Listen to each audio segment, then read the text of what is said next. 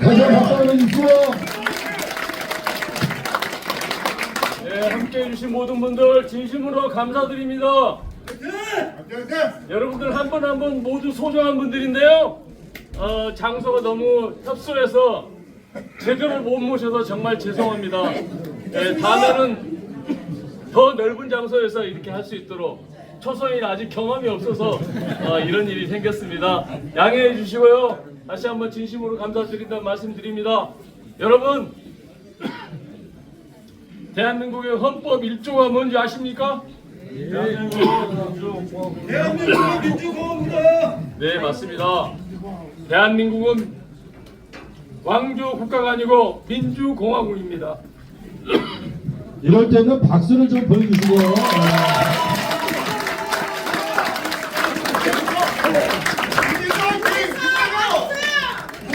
뭔가 이렇게 묵고할 때마다 박수를 부탁드리겠습니다. 네. 자, 대한민국은 지금 윤석열 정부 국가가 있습니까? 없습니다. 국민이 있습니까? 없습니다. 법이 있습니까? 없습니다. 맞습니다. 국가도 없고 국민도 없고 법도 없습니다. 어제 여러분 뉴스 보셨죠? 네. 이종섭 전 국방부 장관이 최수근 해병 사망사건 수사 개입 의혹 사건으로 공수처에 고발이 됐습니다. 공수처에서 출국 금지 조치를 내렸어요. 근데 법무부에서 출국 금지 조치 해제하고 출국하도록 이렇게 했습니다. 정부가 범죄자를 수사하는데 방해하는 정부가 이게 제대로 된 정부입니까, 여러분? 아닙니다. 용서할 수 없습니다.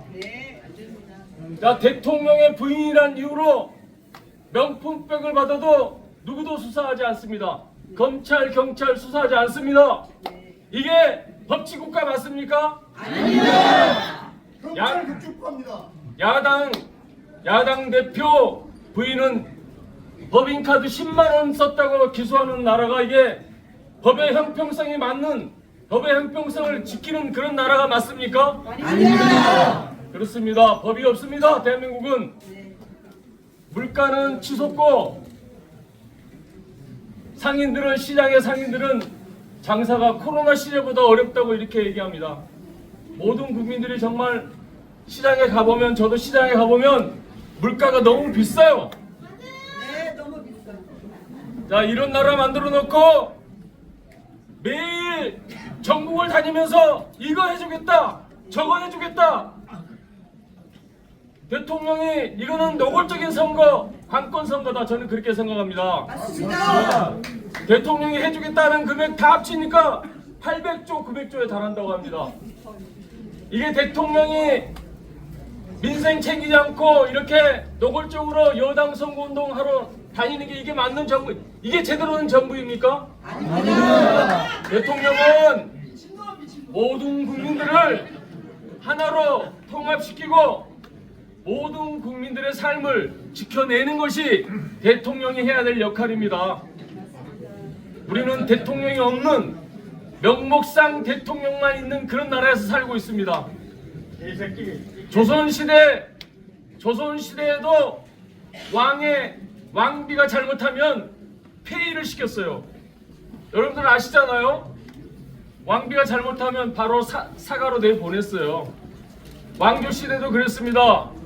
민주공화국가입니다. 민주공화국가에서 있을 수 없는 일들이 매일 말할 수 없을 만큼 매일 벌어지고 있는 게 지금 우리 대한민국의 현실이다, 이렇게 생각합니다. 윤석열 정부 2년 어떻습니까, 여러분들? 묵직합니다. 살만합니까? 죽겠습니다. 맞습니다. 모든 시민들이 불편하다, 힘들다, 괴롭다, 뉴스 안 본다, 모든 국민들이 이렇게 호소하고 계십니다. 이번 총선 이런 윤석열 정부한테 반드시 책임을 물어야 된다, 이렇게 생각합니다, 여러분.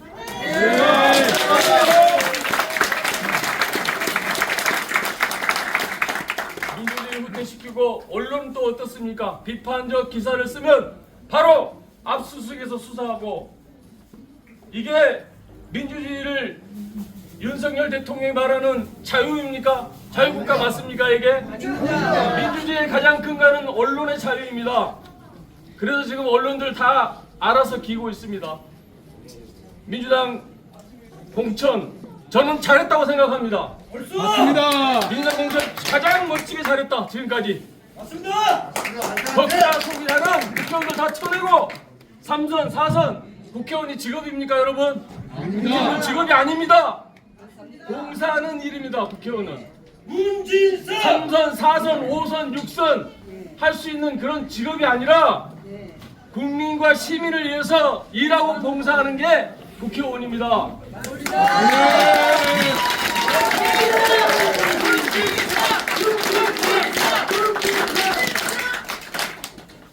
이번에 그런 국회의원들 억지로 다 쳐낸 게 아니고 우리 국민들과 당원들이 다 쳐냈습니다. 그래서 저는 공천 정말 잘됐다. 앞으로 민주당 정말 잘할 것이다. 저는 그렇게 생각합니다. 여러분도 아마 동의 안 하신 분들 계시겠지만 저는 두고 보시면 알 것입니다. 민주당이 얼마나 앞으로 국민들의 삶을 지키고 국민들의 뜻에 따라서 정치를 할 것인지를 지켜보시면 알 거다 이렇게 생각합니다. 저는 지금도 마찬가지입니다. 저는 국회의원이라고 해서 누리기 위해서 국회의원 한 것도 아니고 밥벌이 하기 위해서 국회의원 된 것도 아닙니다. 오로지 시민들을 위해서 일하고 봉사하기 위해서 제가 국회의원을 하고 있다 그렇게 말씀을 드립니다.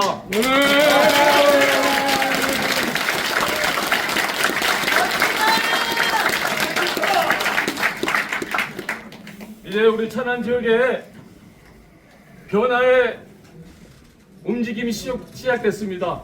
쉽게 얘기해서 우리 갑 지역은 그동안 너무 낙후되어 있었어요.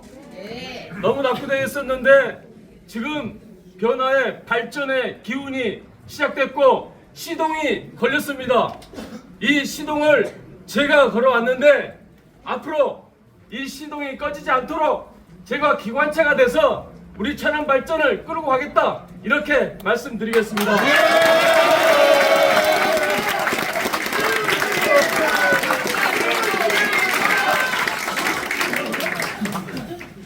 네, 이번 총선 우리 아까 홍성국 의원님께서 말씀하셨지만 정말 중요한 총선이다 이렇게 생각합니다.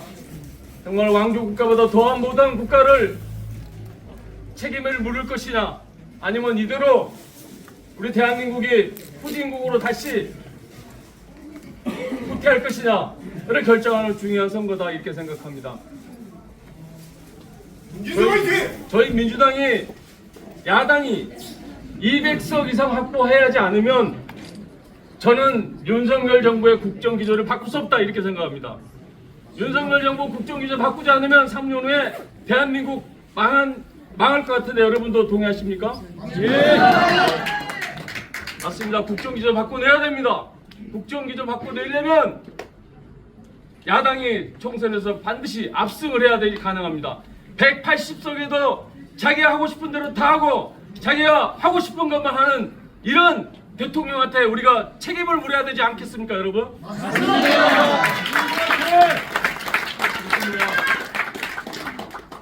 반드시 정치는 정치인이 하는 게 아니고 시민 여러분들이 하시는 겁니다.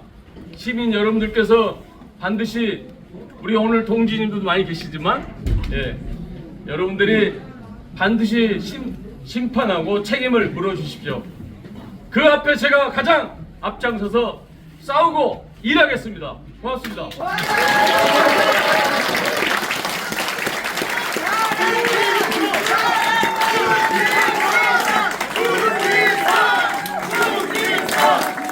네.